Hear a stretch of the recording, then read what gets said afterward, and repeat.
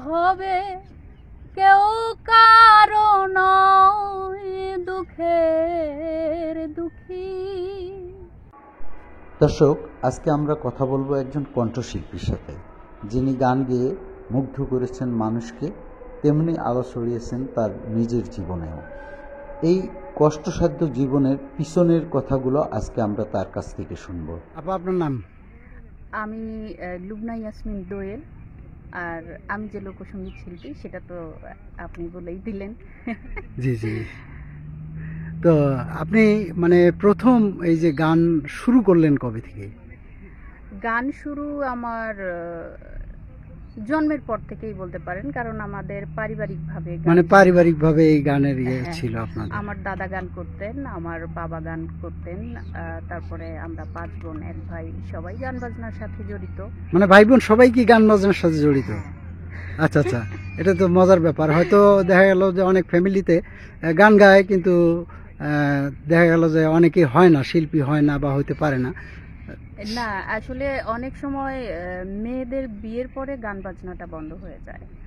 আর সেই ক্ষেত্রে আমাদের 5 বোনের মধ্যে আমরা এখনো 2 জন কন্টিনিউ করছি, আর সবাই চাকরি বাকরি নিয়ে ব্যস্ত।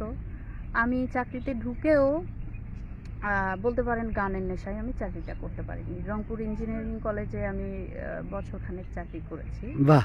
তারপরে আসলে এই যে যেটা হয় যে গানের নেশায় আমি প্রোগ্রাম করতে পারছি না, দেশের বাইরে যেতে পারছি না।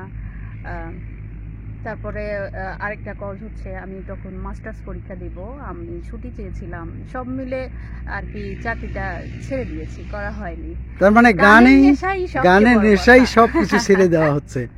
আচ্ছা আচ্ছা, এটা মজার ব্যাপার যে আসলে কোনো কিছু, এটা আমিও মনে করি যে কোনো কিছু করতে হলে সেখানে সাধনা লাগে, অনেক দিক ছেড়ে দিতে হয়। আমার বাবাও বলেন, আমার গুরুজিও বলেন যে শিল্পীরা হবে স্বাধীন, চাকরি মানে অন্যের চাকরি। তখন তো স্বাধীনতা থাকলো না, তখন তো তার একটা বাধ্যবাধকতার মধ্যে পড়ে গেল, যার কারণে তার শিল্পী হিসেবে যে মানসিক বিকাশটা থাকার কথা সেটা বন্ধ হয়ে যায়, প্রতিবন্ধকতার সৃষ্টি হয়ে যায় সেখানে। কারণ একটা শিল্পী হতে গেলে অনেক কিছু ইতিহাস জানতে হয়, পড়তে হয়, সেই জানাশোনা, তাদের জীবন কিরকম ভাবে চলতো, কিরকম ভাবে চললে ভালো শিল্পী হওয়া যাবে, গাইলেই যে সে শিল্পী হবে এই শিক্ষাটা আমরা রাইট। আসলে শিল্পী হতে গেলে জানতে হবে, গাইতে হবে, সাধনা করতে হবে। এবং বড় বড় সাধকদের জীবন যেভাবে চলেছে, তারা যেভাবে সাধনা করেছেন, সেইভাবে জীবনটা পরিচালনা করার মাধ্যমেই একজন শিল্পী হয়ে উঠবে। আমার হাজব্যান্ড বলেন যে একটা হারিকেন একা হারিকেন না, তার একটা চিমনি থাকে, তার পলতে থাকে, তাকে কেরোসিন দিতে হয়, তারপরে আগুন দিতে হয়, সেটা জ্বলে তারপরে সে একটা আবার জ্বালাইতে একটা মেসও লাগে। তো একটা শিল্পী শুধু গাইলেই বা নাটক করলে বা ছবি আঁকলেই সে শিল্পী হয় না, তার অনেক কিছু গুণ থাকা দরকার, সব মিলে একটা শিল্পী। তো এখন আমি মানে এই যে তাহলে সেই হিসেবে আমরা দেখছি যে ভাইজানও তো আপনার গানের জন্য কোনো প্রতিবন্ধকতা তৈরি করে নেই বা হয়নি, বরং সহায়ক একদম। কারণ যখন অনেক কম বয়সে আমাকে বিয়ে দিয়েছেন আমার বাবা। জি জি জি। এটার কারণ হচ্ছে ছেলেটা ভালো গান গায় এবং সঙ্গীত মানে তার মগজে, শরীরে সবকিছুর মধ্যে মিশে আছে, এরকম দেখে আমাকে বিয়ে দিয়েছেন যেন আমার গানটা বিয়ের পরে বন্ধ না হয়। বাহ, রাইট। আচ্ছা, তাহলে সেই দিক থেকে আপনি যে পড়ালেখা করছেন, এই গান সাধনা করতে গিয়ে পড়ালেখার কি কোনো সমস্যা হচ্ছে? না, আসলে বিয়ের পরে স্বামীর সংসার, তারপরে গান বাজনার চর্চা, থিয়েটার চর্চা, সব মিলে আমার হাজব্যান্ডের প্রচুর হেল্প আছে, কিন্তু তারপরেও একটা চিন্তা থাকতে হয় যে হ্যাঁ আমার এইটা করতেই হবে। জি জি জি জি। যার কারণে আমি হয়তো আল্লাহর রহমতে মাস্টার্সটা কমপ্লিট করতে পেরেছি। 2016 সালে আমি মাস্টার্স কমপ্লিট করেছি। আচ্ছা আচ্ছা। কারমাইকেল কলেজ রংপুর থেকে। এটা আসলেই উপরওয়ালার কৃপা। আচ্ছা আচ্ছা আচ্ছা। তো আপনার এই গান শেখার মধ্যে আপনি কোন কোন জায়গায় শিখেছেন? বাসায় তো বললেন যে হ্যাঁ। ফ্যামিলি থেকে শিখেছি। হাতে খড়ি আমার বাবার কাছে, বোনেদের কাছেও শেখা। তারপরে পরবর্তীতে আব্বা বললেন, যেহেতু তুমি লোকসঙ্গীতের চর্চা করতে চাচ্ছ, তাহলে তুমি মানে মূলত বাবার বন্ধু হচ্ছে গুরু শফি মণ্ডল, ওনার কাছে রেফার করলেন যে তুমি ওখানে শেখো। এখনও তার কাছেই শিখছি। কোনো বিপদে পড়লে, মানে গানের বিষয়ে যে কোনো বিপদে পড়লে আমি তার শরণাপন্ন হই, তার বাসায় যাই। স্পেশাল ক্লাস হয় আমাদের এই কারণে যে আমাদের বসা, আমাদের কথা বলা, সেই বিষয়টা অন্যরকম। সাধারণ স্টুডেন্ট যারা মাত্র শিখছে তাদের ব্যাপারটা আলাদা, আলাদা আমাদের মধ্যে আলোচনা, মানে এটা আপনাদের এটা গবেষণার পর্যায়ে চলে যায় আর কি। এইটাই আর কি। জি। আমার সবচেয়ে বিষয় হচ্ছে মানে জানার ইচ্ছা। একটা গান আমি গাইতে গেলাম, আমি কি কথা বলছি, সেই কথার মানেটা কি। এখন সন্ধে আর সান্ধ্য বিষয়টা কিন্তু ওই যে কাল পরিবর্তনের বিষয়টা, পরিবর্তন বিষয় হয়ে এখন আমি উচ্চারণটা কি করছি, এরকম ছোট ছোট বিষয়, কিন্তু বিষয়টা খুব গুরুত্বপূর্ণ, অর্থ বহন করে এগুলি।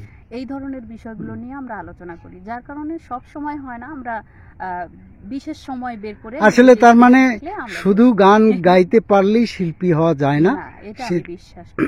শিল্পীর সাথে অনেক কিছু শিল্পায়ন লাগে, জানতে হবে অনেক কিছু। তো আপনি যখন এই আমাদের দেশের বাইরে অনেকেই তো গান শিখতেও যায় বা গাইতে যায় অনেকেই, তো সেই ক্ষেত্রে আপনার কি রকম ভূমিকা আছে? আমি দেশের বাইরে বলতে ইন্ডিয়াতে হরহামেশাই যাওয়া পড়ে, এই জন্য যাওয়া পড়ে ওখানে শিখতে না। ওখানে একটা মায়ের তরি নামে একটা আশ্রম আছে কলকাতায়, টালিগঞ্জে। ওইখানে কলকাতার আশেপাশে বা নদীয়ার এই পাশেও একটা আশ্রমের জায়গা কেনা আছে। ওইখানে সুবিধা বঞ্চিত বাচ্চা যারা তিনবেলা ঠিক মতো খেতে পারে না, এই ধরনের পরিবার থেকে তুলে আনা কিছু বাচ্চাদের ইয়োগা শেখানো হয়। তারপরে বিভিন্ন ধরনের যাদের যে বিষয়ে আগ্রহ, তাদের সেরকম এক্সট্রা কারিকুলাম অ্যাক্টিভিটিসের মধ্যে যেগুলো পড়ে, গান বাজনা, খেলাধুলা, সব কিছুই তার মধ্যে শেখানো হয় ওদের। তার মধ্যে আমি যখন যাই তখন লোকসঙ্গীতের ট্রেনিংটা আমি চেষ্টা করি দেওয়ার। আচ্ছা আচ্ছা আচ্ছা আচ্ছা। তো আপনি এই যারা আবার নতুন করে গান শিখতে চাচ্ছেন বা আসতেছেন, বা হয়তো কিছু গান কিছু দূর এগিয়েছেন আর দিশে পাচ্ছেন না, রাস্তা পাচ্ছেন না, কি করবেন, নাকি শুধু ইউটিউবার ইতে গান গাইলেই গাওয়া হয়ে যায়, এদের ব্যাপারে কি বলবেন আপনি? গান হচ্ছে গুরুমুখী বিদ্যা। গুরুর দ্বারে না গেলে, গুরুর কাছে না গেলে বিষয়টা সুন্দরভাবে, গোছালোভাবে, মসৃণভাবে হয় না। রাইট। গুরুর কাছে আমি একটা গান গাইছি, ঠিক আছে, কিন্তু যখন গুরুর কাছে জিজ্ঞেস করব এর মানেটা কি, এই উচ্চারণটা আমি করছি, এই উচ্চারণ কিভাবে করব, এই বিষয়গুলো যখন ভাঙাভাঙি হবে, সারগাম ছোটবেলা থেকে সপ্তসুর যেটা আছে সেটা রপ্ত করে তো গান শেখাই হয়, কিন্তু গান শেখা যাকে বলে, সেই গানটার মধ্যে শিক্ষণীয় বিষয়গুলো যদি মাথার মধ্যে গুরুর কাছে না যায়, তার মাথার মধ্যে ঢুকবে না। যার কারণে অনেক মানুষ বলবো, তারা শিখতে যায়, শিখতে গিয়ে ওখান থেকে ছিটকে পড়ে যায়। এই কারণেই পড়ে যায় যে ওদের গানের মধ্যেকার যে শিক্ষা, সেইটা আত্মার মধ্যে গাঁথে না। আচ্ছা আচ্ছা। যার কারণে তারা ছিটকে যায়। মানে আসলে বিষয়টা হলো এরকম যে পানিতে নামলে প্রথম ধাপে যেরকম মনে হবে, দ্বিতীয় ধাপে গেলে আরো একটু গভীরতা, তৃতীয় ধাপে মানে যত এগোবে তত গভীরতাটা পাওয়া যাবে। সাঁতার না দিলে তো বোঝাই যাবে না যে ও পারে আমি যেতে পারবো কিনা। রাইট। সেজন্য গুরুর কাছে যেতে হবে। আগে কিছুদিন যান, কষ্ট করেন।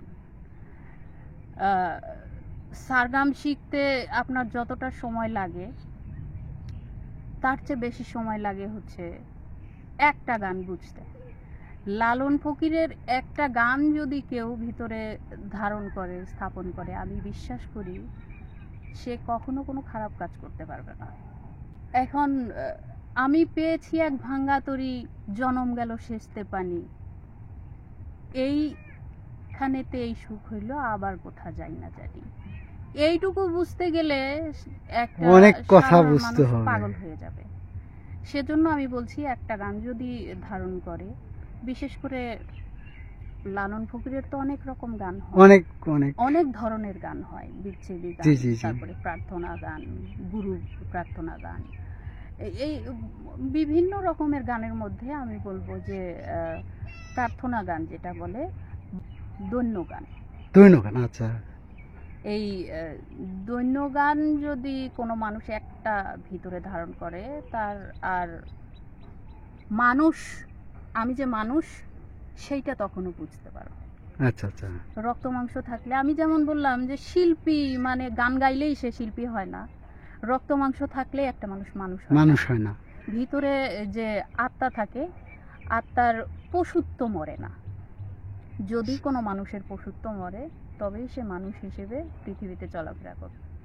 আর যে Right. মানুষ হয়ে যাবে, সে তখন পৃথিবীর আবভাব থেকে আলাদা হয়ে যাবে, সে একটু স্থির হবে। একবার যার ভিতরে ঢুকে যাবে, না মানুষ হিসেবে কি করা দরকার, কি করছি, এইটা যখন আত্মায় স্থাপন হবে, তখন সে একটা মানুষ হইলে তখন তার মধ্যে শুধুমাত্র সত্যই থাকবে, মিথ্যা থাকবে না। Right right right. তখন সে বুঝবে যে শিল্পী কাকে বলে। শিল্পী হচ্ছে সেই জিনিস যে সত্যের সন্ধান করবে। আচ্ছা আচ্ছা, গান গাইলে বা নাচলে বা ছবি আঁকলে সে শিল্পী হয় বলে আমার বিশ্বাস হয় না, আমার মনে হয় না। মানে এটা তার মধ্যে তথ্যও শিল্পী বলে না, সত্তাটাকে তত্ত্বও বলে না। অর্জন করতে হবে, মানুষত্ব, তাকে মানুষ হইতে হবে। মানুষ হতে হবে। রাইট। আপনার অনেক কথা শুনলাম আমরা, ভালো লাগলো। এবং হয়তোবা আমি মনে করি, আমিও মনে করি যে অনেকেই শিল্পী, গান গায়, কণ্ঠ সাধে, কিন্তু এই যে কথাগুলো, এগুলি সবাই আসলে ধারণ করে না। হ্যাঁ, তো এগুলি আসলে শুধু আপনার না, আমাদেরও অনেক শেখার আছে এখান থেকে। আপনি আপনার কণ্ঠে, আপনি শিল্পী হিসেবে আমাদেরকে একটু গান শোনান। আমি লালন ফকিরের গানের মধ্যে থেকে একটা গানের কিছু অংশ আমি চেষ্টা করছি শিওর শিওর গাইবার। শিওর। ভবে কেউ কারো নয় দুঃখের দুঃখী, কেউ কারো নয় দুঃখের দুঃখী, আল্লাহ বলো মনরে পাখি একবার, মওলা বলো মনরে পাখি,